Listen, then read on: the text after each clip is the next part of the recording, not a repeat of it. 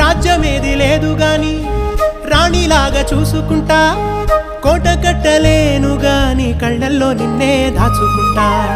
రాత ఎట్లా రాసి ఉన్నా ఆ మార్చి నీతో రాసుకుంటా.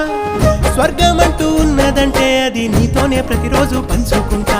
నిన్ను గన్న మీ నాన్న కన్నా అల్లారు ముద్దుగా సాదుకుంటా. నీకు కోపం వస్తే కొంత దూరం ఉంటా, నువ్వు గీత గీస్తే నేను దాటనంటా.